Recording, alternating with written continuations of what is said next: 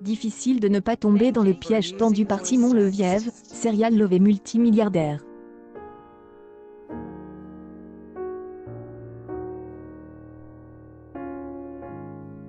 Le documentaire El Arnaqueur de Tinder, sorti le 2 février sur Netflix, raconte comment cet homme aux fausses airs de prince charmant a extorqué des centaines de milliers de dollars à des femmes qu'il a rencontrées et séduites grâce à la célèbre appli de rencontre. Tout commence par un banal match avec Cecilie, une jeune Norvégienne qui habite à Londres.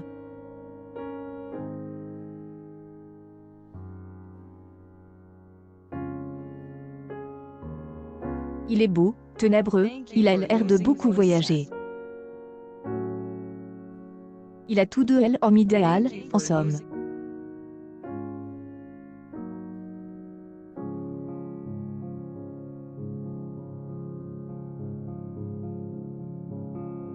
Après quelques messages, il lui donne rendez-vous le soir même dans le prestigieux hôtel du Four Seasons dans la capitale britannique, où il lui propose de l'accompagner en Bulgarie dans son jet privé pour continuer à faire connaissance. Le charme opère instantanément.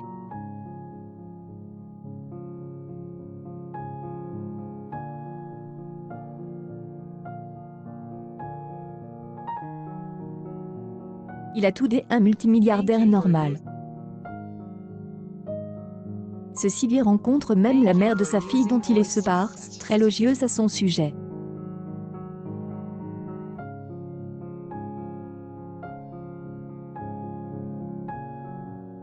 Après quelques semaines de mots doux, de rendez-vous éclairs, de bouquets de fleurs somptueux, Cecilie envisage d'emménager avec son prince charmant. Elle visite des appartements londoniens, il lui parle de leur future vie à deux, des enfants qu'il espère avoir avec elle.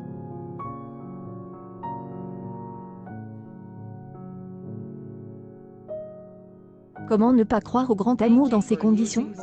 Et surtout, comment imaginer qu'un riche héritier diamantaire, entouré d'un garde du corps et d'une horde de collaborateurs, puisse avoir mis en place une pyramide de Ponzi ultra performante? Au bout d'un mois de relation, Simon contacte Cecilie pour lui expliquer que Peter, son garde du corps, qu'il est en danger, qu'il a des ennemis puissants et qu'il a besoin de cash pour éviter la traquabilité. Il demande non seulement des sommes colossales d'argent moins 15 000 à 25 000 euros tous les 2 ou 3 jours mais aussi une carte bleue au nom de Cecilie pour payer son opulent train de vie tout en préservant son anonymat. La jeune femme craint pour la sécurité de son compagnon, elle est terrifiée, elle veut le protéger. En amour, on ne compte pas.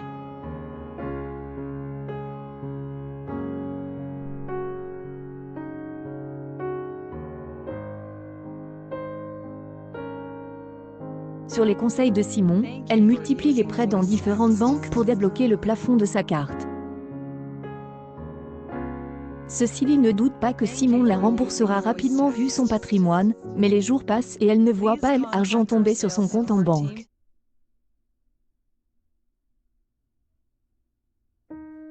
Au même moment, Pernilla, une jeune Suédoise, devenue une amie de Simon après l'avoir rencontré sur Tinder, passe un être princier avec le jeune homme, et sa nouvelle petite amie d'origine russe Paulina.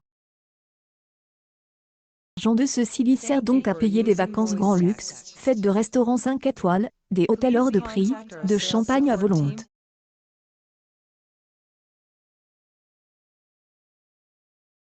Est généreux, explique Pernilla qui ne tarde pas à découvrir à son tour le vrai visage de l'arnaqueur.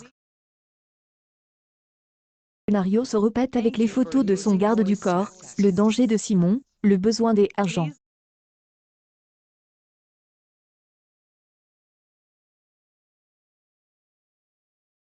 Une femme qui n'entretient pourtant pas une relation amoureuse avec lui, elle n'hésite pas à vider ses économies pour venir en aide à son ami.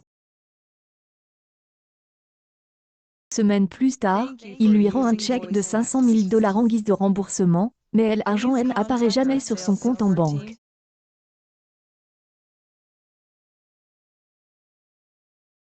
Procède que pour Cecilie qui se retrouve criblée de dettes. Chaque extorsion lui sert à séduire une nouvelle victime, et ainsi de suite.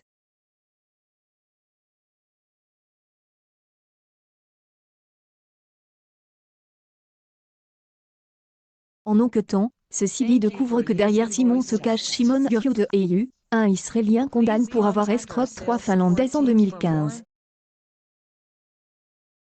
Elle omet recherche par les autorités israéliennes pour des délits.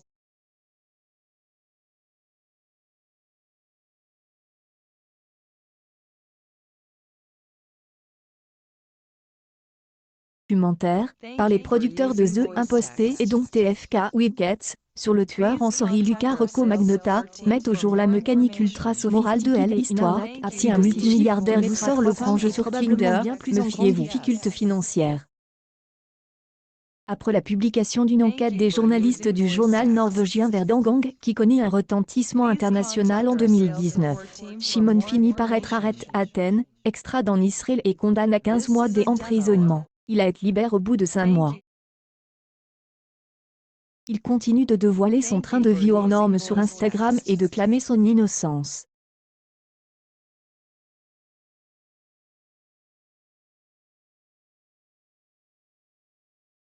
Son compte, Tinder annonce avoir désactivé son compte après une enquête interne, selon Variety.